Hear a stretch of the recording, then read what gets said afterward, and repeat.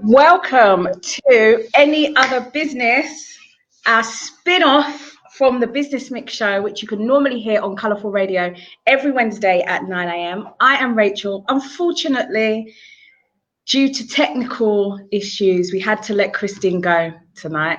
But it's okay, it's fine, because we've got Essay in the, I keep saying in the studio. I think I've said in the studio like it's a virtual studio. It's a virtual studio. I know, virtual studio. We are joined by the DJ who's not a DJ, as he likes to say. Hey, Essay, how are you doing? Hello. I'm all right. I'm good, thank you. Thank you for having me. I keep saying we are. Christy and I, she's not here, but she's with me in spirit. Very, very pleased to have you on. I think I remember you were a guest on one of our pilot podcasts. Yeah. Oh, yeah. Do you remember? Yeah, we were in that studio in the middle of nowhere. Yeah, in Croydon, far away in Croydon. Oh, yeah. Yeah, and we were kind of talking about something similar. So, in case you don't know, Any Other Business, the spin-off show to the Business Mix, this is where we talk about people who have perhaps started up something new in the middle of this so-called pandemic, people who have, I hate the word pivot, I'm not even going to say that, who have maneuvered their business model slightly to deliver something a bit different. New venture, new business, new product, new service, because we're all doing it. We're all kind of trying to feel our way and find our way around at the moment. So I think what I'll do, let me ask you first, Essay, tell us pre-corona what you were up to and what you were doing. Tell us a bit about that. Okay. So I am a confessed Mr. Renaissance man, right? So I do a multitude of things. I'm a photographer. I am a DJ / person who plays music, and I do events. And I've also recently trained as an actor. So an average day pre-corona is I have my weekly residencies. I got Soul on Sundays. I got Troy Bar on Tuesdays. Then I have my events. Got Soul on Sundays and other events I do throughout the year. And then I do photography booking, depending on what stage of life I'm in. I did a lot of photography in my late 20s, and then not so much in my early 30s. And I'm now starting to in my early 30s. Now in my late 30s, I'm starting to get back into photography. And at the same time, I'm auditioning for stuff. So that's what an average day, week, month is for me pre-corona. It looked like. Okay. So tell us, you said you had some, so I'm just going to assume, because I know everybody knows about Got Soul, because everybody knows about Got Soul. Everyone, but most. Well, tell us where's your residence, or where was your residency, and where what is the keyword here? Keyword here? We originally started off in Shoreditch at a place called Juno Bar. We ran there for like 5 or 6 years. Then that place got sold. So then we were homeless for about 5 months. And then we moved to South Place Hotel, which is where we were up until February this year when the pandemic was getting out of hand. And it was at South Place Hotel, Moorgate, in the heart of the city. And I don't know where we will be post-pandemic, because hotels have really suffered as a result of this current pandemic. Yeah, absolutely. I mean, if you didn't get a chance to go to either Juno's or South Place Hotel, give people a little bit of a flavour of the vibe. I mean, obviously, a lot of people have been. I've been. Love it. It's kind of the place where you go because you know you're going to have a good time. Like, you know the music's going to be on point. You know, even it's the kind of place you can go, but you go by yourself, and you know that you're going to feel at home. I'm so glad. So, all right. So there's so many ways over the years I've described Got Soul in many different ways, but I'll try to sum it up. So Got Soul is a neo soul lounge. The idea is it's think of somewhere that's halfway between a club and a restaurant. So ideally it's somewhere to go, kick back, sit down, and if you choose to dance, you can get up, have a two-step, but the emphasis is on lounge. It's so you could kick back, and it's more conversation centered. Like, you know, there's a DJ playing music, but it's not too loud, and there's chairs everywhere, lounge chairs everywhere, and the idea is you come in, sit down, and lounge, relax. It's on a Sunday evening. It finishes at midnight. The idea is you can come, have some drinks, enjoy yourself, and go home in time for work the next day. You won't be too tired because you haven't been dancing, you haven't been kicking up a sweat unless you were in some heated debate. But that's it. It's literally, it's like somewhere in between a restaurant and a party, like a club. So you know, that's why we're very popular with birthdays, because you want to see all your friends and you want to talk with them. And some people, you know, you can go raving, which a lot of people do. I also do it, but sometimes you just want to have a conversation. You don't want to just bust a dance and skank all night. You want to talk. You want to catch up. You want to. It's a very popular with meetups and like networking and stuff like that. So yeah, that's got soul in the first dates as well. I hear it's quite popular for first dates. Yes, I've heard that as well. A lot of first dates and last dates, and somewhere in between, a lot of sort of reunions, a lot of makeups, a lot of breakups. Like I'm telling you, it's like an all-encompassing, perfect place where you can do so many things. And then on bank holidays, we tend to push the tables and chairs aside, and then it turns into a more of a club vibe. We have strict music policies throughout the year, but on bank holidays we ease it up. We play other genres, including Afrobeats, house, garage, hip hop, bashment, everything. But usually throughout the year, 46 or 47 weeks of the year, we play neo soul. Neo soul, love it. And I love that you can claim it is London's only weekly neo soul event. Yeah, it's been a while since I've researched that, so I don't use. I always try to research it before I make such a bold statement. But for a long time, we were the UK's only neo soul lounge. I'm not on the ball as I used to be. As you know, I spent a lot of time in New York the last couple of years. Yeah.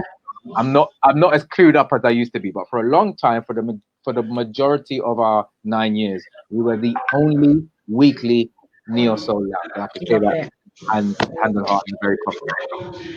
And just give us a flavour then of some of the other events. I know you've got boat parties. I know you do kind of like club raving events. Yeah, so I know networking, speed dating, loads of stuff. Yeah, so I started off doing parties. I've done quite a few parties over my. I think this is my 13th year of promotion. I did ordinary parties. I did discussion and debate events. I did a book club. I did film club. I did speed dating. What else? I did brunch parties. I did day parties. I did soca fets. I did boat parties. I think I said that already. Yeah, I have to literally see, like I have like a logo or a board full of logos, and then I know what I've done. But what you've done? Yeah, I've done a lot. Let's just say I've done a lot. I guess so. Then someone as yourself who is so, I would say, fully ingrained and fully invested in social gatherings, activities. I mean, now that since London's come to a standstill, the world. What changes have you had to make, I guess, to your business or your business model and how you operate to remain relevant? So, okay. So I haven't had to make any changes. The world has changed. Literally, I haven't had to do anything. I've got my fingers in many pies, and unfortunately, overnight, every single one of those pies disappeared. I'm not even kidding. Literally, in one night, I got a phone call. Troy Bar stopped. Got Souls this. No more photography gigs. No more events. No more bookings. I had a couple of weddings booked for this summer. One happened the other day, and one's supposed to be happening sort of in the next month. And literally overnight, everything's flopped. So, in terms of pivoting, or as you prefer, maneuvering, it's been. I'm not even gonna lie. It's been a super challenging time for me.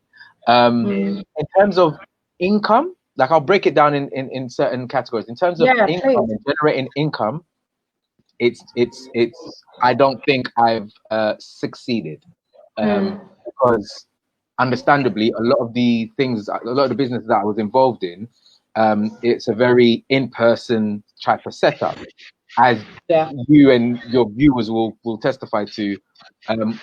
As soon as the lockdown happened, there was no shortage of DJs. So as a result of there not being a shortage of DJs, that meant you didn't have to pay for anything in terms of doing things online.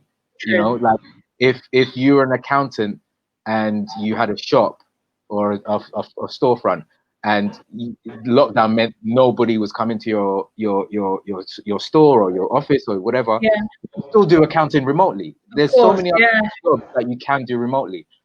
You can't DJ remote. You can DJ remotely, but so can everyone else. You can't really photograph remotely. Not really. You can't hold events and make money remotely. However, and this is I'm now moving over to the second category. What you can do, and this is what I've chosen to do, is focus on branding. Focus on creating that reason why my name hopefully carries some weight, or why my events are still in people's ears. As you know, there's a short memory cycle for just everything now.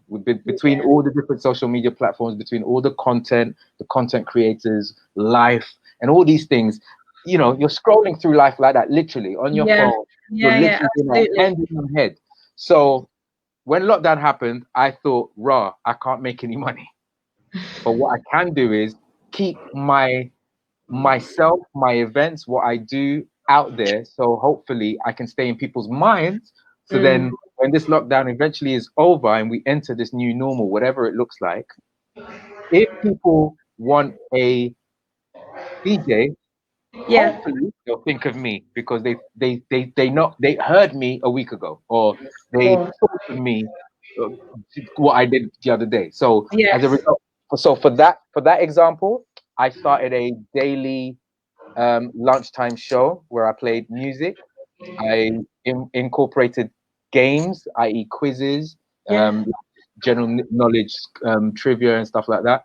And then and it also included sort of interactivity and just some banter, and hopefully just a release for people who are stuck indoors and they just needed that break during the week, because in the weekend there's no shortage of DJs, and because of that I don't want to DJ on the weekend really, because there's just too many, far more experienced, far more popular DJs. So that's what I've done. That's one thing. What I've done. Another thing I've done is I have to say thank you for that.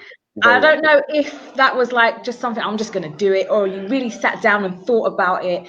But yeah, for us, you know, freelancers, not just freelancers, now that everyone's either working from home, you're furloughed, you can't get in the office, your daily routine was a kind of a bit up in the air, and it's like, okay, what is lunchtime? When do I take my break?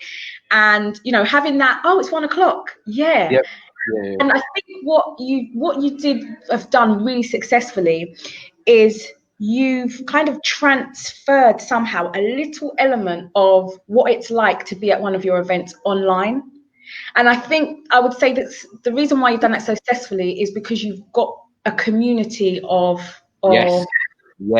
consumers, followers, fans, people who appreciate what you do. So because you're not out here, as you said, you've got a lot of deep people who are saying, right, I'm going to be a DJ now, and they're trying to create their community online, whereas you already had yours offline, and we've just kind of moved with you. So thank you. Love it. No, I really appreciate it. Very, very kind things you've just said there. That's very, very kind of you to say so. It was part, to answer your earlier question, it was part planned and part spontaneous, because I was getting bored. Like I took part in a freelancer boot camp, which kept me busy for at least 8 weeks. Big up Comfort. She did a freelancer boot camp, which I would urge anyone who's a freelancer or wants to get into freelancing to check out. It's amazingly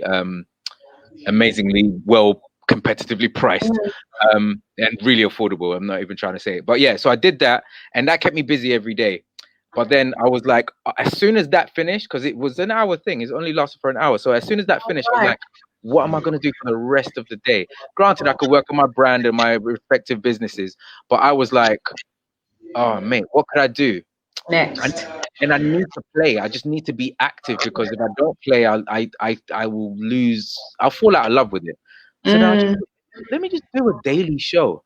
But I don't want to do a daily show where everyone else is doing daily show, because literally anytime you jump online, you can find a DJ. Like, I promise you, any single time of the day, you can find a DJ. So I thought, and then this is where the pre-planning sort of came in. And then I thought, what times of the day are being underrepresented or just not often covered? And I thought, well, 9 to 5, Monday to Friday, everybody's working. When they have a break during 9 to 5, lunchtime. A couple of people, I worked in an office setting, so I'm like, when do you normally have the lunch? And the average time fell on between like 1:30 to around that time. So I thought, let me just do a lunchtime show. And I don't want to be boring and just do music, or, like, don't get me wrong, music's great, but to hear music for 60 minutes when there's again an abundant amount of DJs out there, what can I do? Let me do some interactivity, some games, and then that's when, as you just said, that's when the sort of community really comes in. And if I'm honest, it's them that's kept me going, because I've wanted to quit this a few times, and it was them, literally them that keep me going. It's the community, it's the family, I'd say, that keeps. So that. Well, Chrissy is not here, but she has sent me a message to ask you, what's your opinion, or how do you feel about DJs charging online? So, an online event or an online music event that you have to pay. So, all right. So a couple of things. I think if a DJ puts up his Cash App, his PayPal, whatever payment system on his page for tips, I think there's nothing wrong with that. If a DJ says you have to pay to listen to me, I personally, because of the level that I'm at, I think, really? However, if a DJ can do that, more power to him or her. If they can do that, more power to him or that. I just think at a time when the world has, one, so many DJs out there, and two, the world is hurting right now. The world is really hurting right now. So I don't want to add to their pain, because there's a lot of people out there who's lost jobs. Case in point, there's a lot of people who are, I'm hearing now, loads of people are going, there's going to be a wave of redundancy. Redundancy is coming, yeah. You're right. I heard that this week, and I just thought, so, and I personally, and I said this from the second week of lockdown or something like that. I said that we're heading into a recession. There's no way. Like, I'm hearing restaurants can't even open till potentially September and stuff like that. And I'm like, what? Crazy. That's hundreds of thousands of employees and businesses and stuff like that just out. So why am I going to add to their burden? Everybody needs escapism right now, whether it's Netflix, computer games, or music. So why are you charging? That's, again, this is me. I'm small fish. I'm small fry. So, like, I'd say you're kind of medium. You're getting on the large end. I wish. Thank you for saying so, but no, I think so. Because of that, I'm like, I wouldn't charge. However, I'm guilty. I put my PayPal and Cash App up there, and people have donated very kindly. Big up to you. Thank you for you being one of the people who have done so, and I really appreciate that. And I'm like, you know what? If people can do it and people want to, great. If people don't, I'm not going to have any feelings. I feel that normally, say for example, on a Sunday we go to Got Soul, you'd normally buy a drink. You would maybe buy something to eat.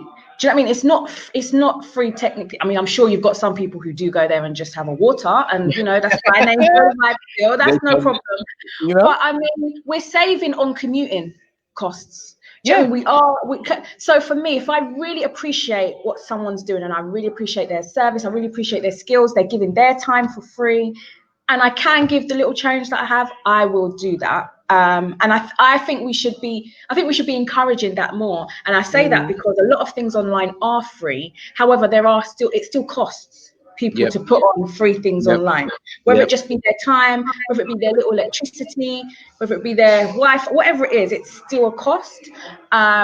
So I think if we can get into the culture of understanding that someone is giving me something for free, which I love and I really appreciate, let me give them something back. Even if it's a share, let me share it. That's the thing. That's what I ask people to do. But you said a very important word here, culture. And this is why it's a bit foreign to us, but in the States, it's standard. All right. I know DJs who have made serious bank from just tipping alone. When they put their Cash App or their PayPal or Venmo, which is another form of PayPal, on their link, they've made serious bank, like enough to pay their bills for a month. Yeah. Why? Because there's a tipping culture. Yeah, you're correct. That doesn't exist here. Don't get me wrong. It does exist to some. I'm talking generally because I have received tips, but nowhere in the scale that I would have had I been an American DJ with American friends or community. So I completely hear your point. It's because my friends, big business, they and Mr. White, they do a regular online quiz, and initially they did it for free, but they put so much work into it. They suddenly got to a point where, because they're working outside of doing events. So they said they made a stance and said, guys, from now on, we're going to ask for a donation. To continue with these things. We put in so much time, energy, effort, and I think it's only fair we could do a donation. And then what they've done as well is they've added the extra layer of saying, all right, there's also going to be a cash prize for said quiz, which is going to be taken as a donation. So do you understand? So there's ways to do it, especially because we're in this culture that we are in. We're in a British culture. So you have to maneuver carefully. True. Don't get me wrong, the likes of Master Steps and the big boy DJs, Dream Team and all those people, they could potentially charge. But they're not. They're still doing their thing for free. No, but I'm just saying in terms of who could charge and get away with it. Okay. They could potentially charge and make a decent, I personally reckon they'll make a decent change. Craig David, he's a DJ and he DJs everywhere. I heard the other day that he did BBC New Year's Eve one time. So he's getting serious money. Yes. So he could potentially DJ. I wouldn't advise it. That's personal. I just wouldn't advise it. Not in this country. Abroad, you can, you have to pay this to enter this, whatever, and then you can listen to me play online, which I think is, again, like when you think about it, the internet gets rid of the middleman. So just like you said, there isn't. You've saved on commuting, you've saved on this, but you've also saved on the DJ on the other side. The DJ on that end has saved on so many barriers to getting a big audience. So again, it's culture for me. Well, that's what I think. That is something. Part of the reason why I wanted to do this show is to kind of present the fact that, as you said, there is a lot of misery and there's a lot of sadness. But actually, when things like this happen, it does remove a lot of barriers that people might have had to enter a particular market, or for example, just people's time. People have got a lot more time nowadays, and for a lot of people, that is a big barrier to starting a business or getting something off the ground. So what I'd like to know from you is, where do you see? So if those barriers are removed, or they're going to come back slowly, how do you see kind of nighttime trade, socializing events post-COVID? Like, so once we've, as you said, gone into our new normal, whatever that's going to look like, where do you see yourself fitting into that? I genuinely do not know. All right. So I had this idea of doing a park link up. All right. Where I would have pre-made grids across a large area of the park. And everyone will stay in their allocated squares. And I spoke to a couple of people and they said, no, that's irresponsible. And then I see footage of a block party in. They did it in America. Where was it? It was I saw it in America somewhere. It was in Harvard. I'm sure it happens in America as well, but it's in Harvard. Oh, that party. Reported, that party. Reported reports of 500 people in a block party in the middle of the lockdown, and I'm like, people don't care. No. But then the people who I've consulted about my idea of doing a socially distanced, having pre-made grids in a big park and everyone stay in their grids, and then I'll play music from a safe distance. People said, no, that's irresponsible. You could potentially get backlash for it and it will ruin your brand. I'm like, all right, cool. So I'm torn. I'm conflicted. I don't know. I saw it in America. They had circles. They had big circles on the floor, and you came and you stayed with your people in your circle, and it was fine. I've seen people want to do it with outdoor cinemas. There's drive-throughs and all that stuff. They want to have you stay in your own little lane, and that's it. I mean, you get backlash with anything in life. To be completely, you're right. I just think, is it worth it though? Like, we've got such a niche audience and following. Do I want to jeopardize that? I genuinely don't know, because like I said, I think one of my most successful events are the twice a year boat parties. That is a very, it's a very tight space, and you can't social distance too well in a boat in this country anyway. You can't on a boat, so it's like. Someone said Dave Chappelle did his comedy sketch outdoors. But Dave Chappelle, I'm not on Dave Chappelle's level. Like, the thing is, Dave Chappelle could get backlash and he'll be fine for the rest of life. If I get backlash, that could potentially mess me up, because I'm still, I don't know what you call it, micro level, small business. I deal with a small number of people. I'm not in hundreds of thousands. So I don't know. I think there's ways where it could be done. With anything, there's risk. And I was on a webinar earlier talking about working with young people and working online with young people. And it was like, all you can do is do a risk assessment and say, do you know what? If this happens, this is what we've put in place. However, this is our plan, and this is what we are saying. That this is what we are going to do. However, if someone deviates from that plan, this is kind of like the protections we've put in place for that. You can't, I don't know, I guess legislate for someone not sticking to what the rules, really. I know, but however, it can bite you in the behind. It can. No, you're right. You're absolutely created that platform for them to do that. You created the space where it went awry, and then you will, like, do you get what I'm saying? Like, those people, for those people who attended that legendary block party in Harlesden, it's not the ravers getting in trouble, it's whoever's sound system that is. Even though it was an illegal block party. Well, this is what I was going to say. There are ways you can do it. If you worked with, for example, a local council and they sanctioned it, go ahead. They've got stewards. There are ways on that basis can be done where actually the local council put it on. So if there's any backlash, hey, I was just a DJ. That's really good. I was just DJing there. Who knows?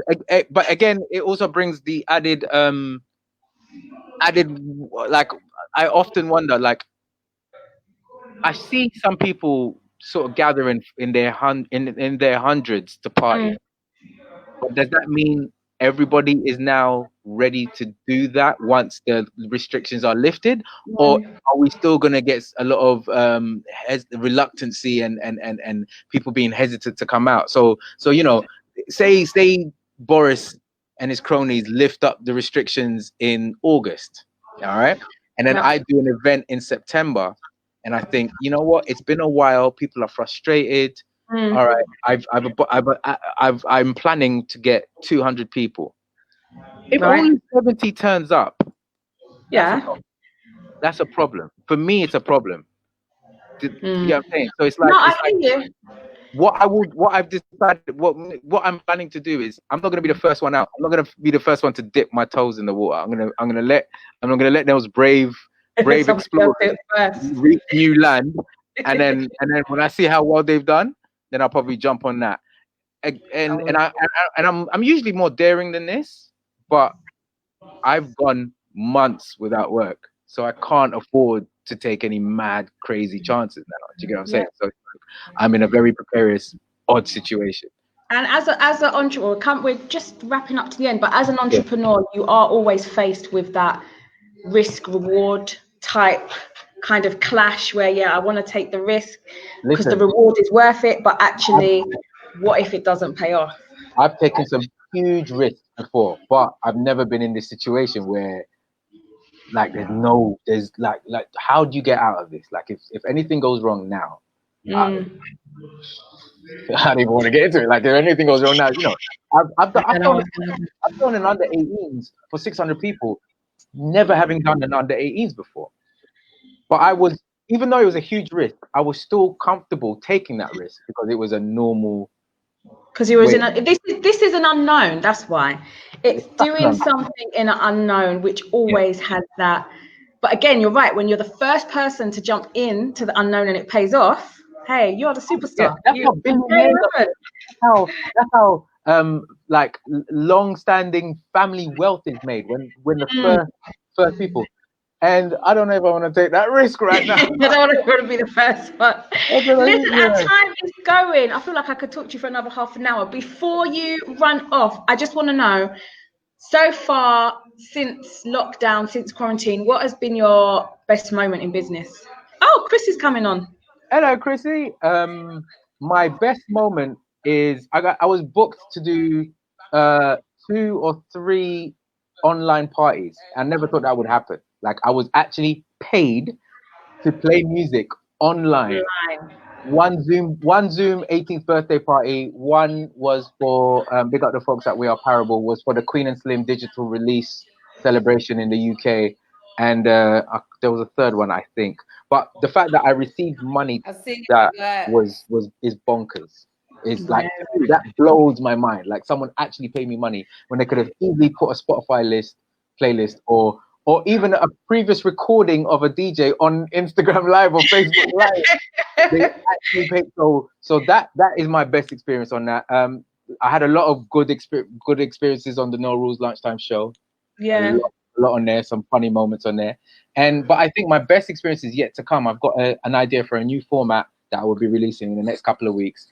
And I really think this could be a game changer for me, at least. Well, please give us your contact details, your handles. If anybody else wants to give you a great experience or a best moment, book you for an online party, anything like that, how can we get at you? I am Hey Essay on all the socials except for Instagram, where it's Hey Essay #1. So HEYESSAY on all the social media platforms, even MySpace, I believe. And on Instagram, someone's got Hey Essay, so Hey Essay 1. My main event is Got Soul Events, and that's on all the handles. Yeah, all the social platforms. Got Soul Events. Thank you very much for dropping by and stopping by our virtual studio. Wishing you all the best for everything that you're going to do whilst you're in lockdown and post-COVID. So thank you very much. Thank you, my dear. I really appreciate it. Have a good evening. And you. Big up, Chrissy. All right. Take care, everyone. Thanks for watching. Bye. Thanks for watching.